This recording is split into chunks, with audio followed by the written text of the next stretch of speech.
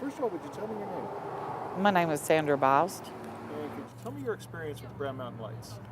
Well, when I was really little, we'd went, my grandma and we always go up there picking berries and stuff. The first time I ever seen them, I was probably, I was probably about 7 or 8 years old, and we was up there right after dark, and it had come a hard rain, and we had seen, the lights out in the distance, and that was the first time I'd ever seen them. But You said that was after a hard rain. just right after a hard rain. Okay.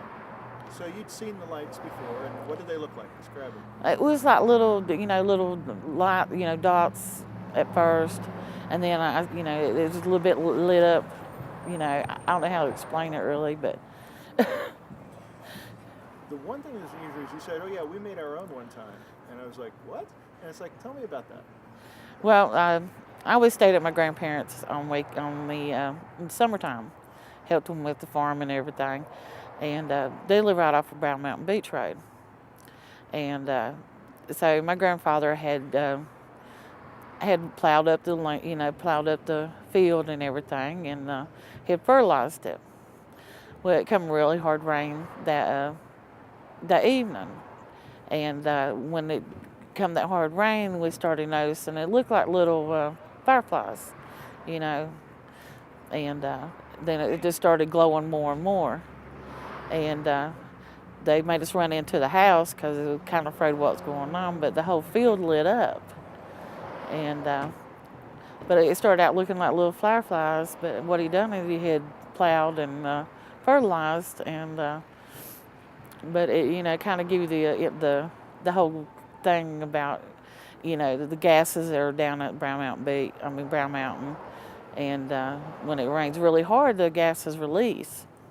Tell me what you think happens that makes the Brown Mountain Lights. I think there's gases that was trapped in the ground, and when it's really warm, and if it rains really hard, it makes the gases release out of the ground, and then that's what creates the lights, because you only see them.